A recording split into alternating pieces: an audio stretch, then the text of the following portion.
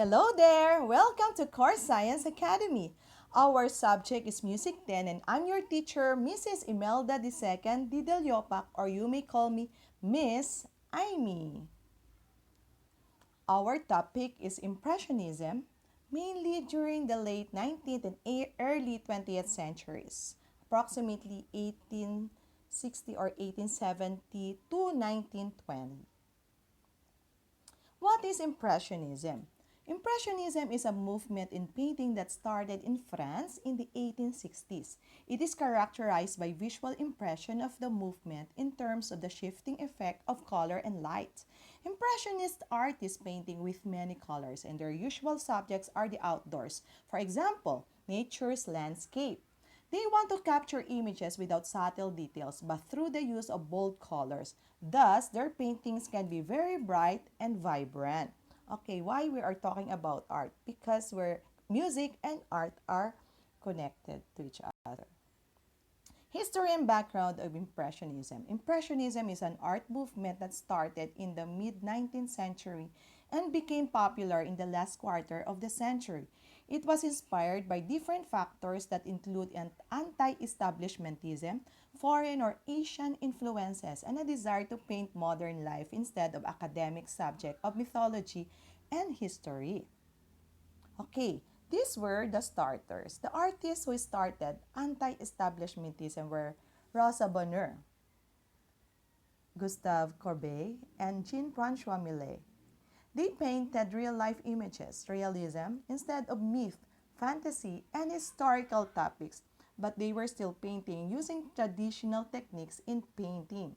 Even the famous Edward Manet, who was a realist, controversial added techniques in painting, and this was instrumental in the birth of Impressionism. Even if Manet started the idea of Impressionism in painting, it was Claude Monet who made it popular by exhibiting the landscape impression Sunrise in Paris Salon in 1872. Subsequently, the term Impressionism started to enjoy much popularity and captured more interest due to various critics in the world of art. So these were uh, the pictures of our starters, Rosa Bonheur, and her painting was below her picture, Resting Cow, Gustave Courbet, Into Exile, Jean-Francois Millet, that was his painting, The Gleaners in 1857, and Claude Monet, Woman with a Parcel or Madame Monet, and her son. Okay, their names were difficult for me to pronounce because they were French.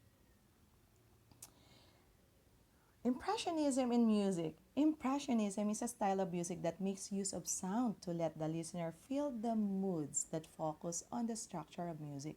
Impressionism in music also started and developed in France in the 19th century. So arts and music are went together or goes together during that time. Characteristics of Impressionism in music. The rhythm of Impressionism music is irregular in terms of phrases. There are short phrase and long phrase. So they were irregular. It avoids a traditional harmonic progression. For example, in a uh, key of C, we have the C, G, F, and C. And now, they will be using some dissonances also. It has unresolved dissonance and some chords. So they avoid the traditional harmonic progression. It has unresolved dissonance. Look at that. Do you hear that? You cannot know what's the sound is that. It uses the whole tone scale, uses the ninth chord, and also frequently uses modality and exotic scales. So this is what we will be studying. Okay, it chooses the whole tone scale. Okay, this is the regular scale. Do, re, mi, fa, sol, la, ti, la, so, fa, mi, re, do. Okay, this scale has a half tone. Okay, but Impressionist musicians just use the whole tone. Do, re, mi, fa sharp, sol sharp, la sharp, do, la sharp, sol sharp, fa sharp, mi, using the ninth chord. So this was the regular chord, major chord. We will just add okay, C, E, G, B flat, and then we will add the D. So, okay, they usually use this kind of chord here. And also frequently uses modality in exotic scale, okay? Okay, I already let you hear the dissonance. Okay, lack of agreement and consistency in the progress of harmony music. And now the modality. Okay, modality is the modern key signature today. Kiss. Okay, like this. Key of C, for example. This is the C scale. Okay. Do, re, mi, fa, sol, la, ti, do. Okay. And they have the D, but they didn't use the F sharp and the C sharp. Re, mi, fa, sol, la, ti, do, re. Okay, instead of this. Okay, they use like this. That is the mode. It's derived from the word modal, which refers to original modes, the existence of which predates key use in music composition, meaning that the traditional way of composing was abandoned in Impressionism music. So they abandoned the traditional way of music. Okay, we will go now to the popular composers. The first one was Claude Debussy, who was born in 1862 and died in 1918. Achilles Claude Debussy was born in France on the 22nd of August 1862. His parents were Manuel Achille Debussy and Victorine Manori. Debussy's mother was a very independent woman who kept him and the two siblings farmed out to her sister-in-law. Claude was a favorite among the siblings and was sent to his formal school at the Paris Conservatoire at the age of 10. Let's have some of his background. Debussy's first documented musical experience dates back from 1870 to 1871 during the visit of his aunt Clementine in Cannes. Debussy entered the Paris Conservatoire in 1872. On the 25th of October 1872, Debussy attended his first conservatoire piano class under Jean-François Marmontel, who was a highly regarded piano professor during that period from 1848. All in all, the early years of Debussy's stay, when he won third place for solfeggio and a second certificate of merit in the piano exam, playing Chopin's F minor piano concerto. In 1875, he won second place for solfeggio and first place in solfeggio. A winner of the 1884 Prix de Rome with his composition, L'Enfant Prodige.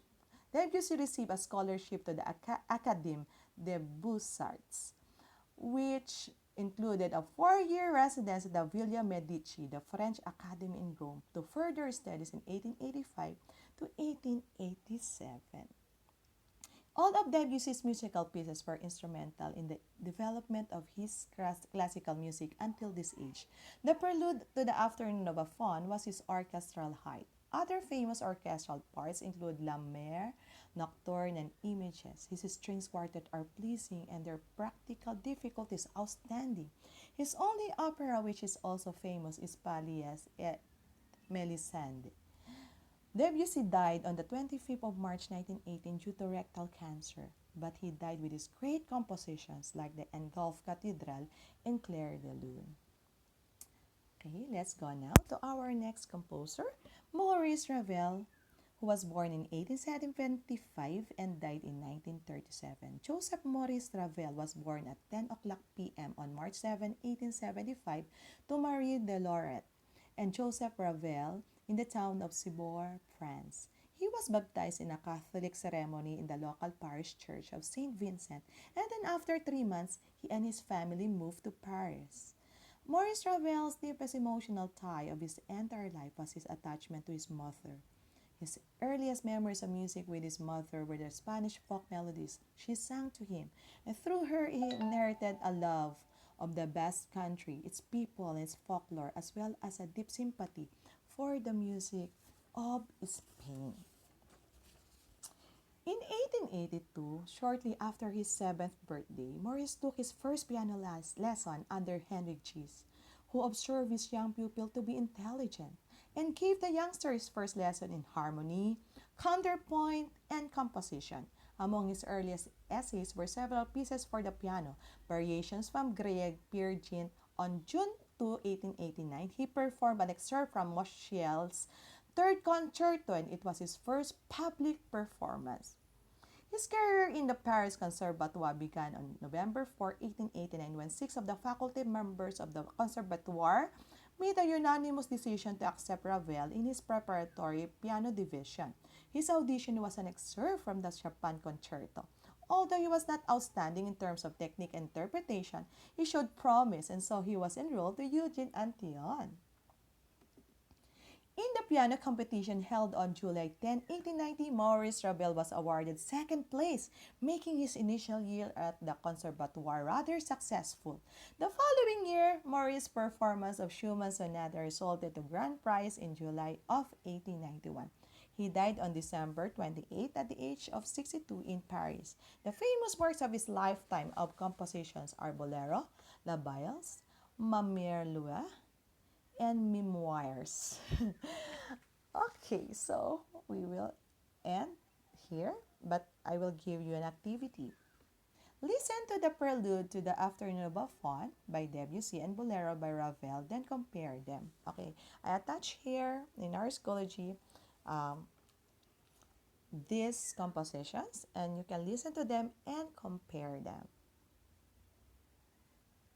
Okay, thank you for watching. Visit our class Schoology for more explanations, examples, activities, and quizzes for our lesson today. Okay, if you have some questions, just don't hesitate to send me a private message or comment here. And also, you can have your own copy of our PowerPoint presentation in a Word document here. Just download them, or you can just read them in our Schoology. Okay? Stay safe and God bless us all. Bye-bye.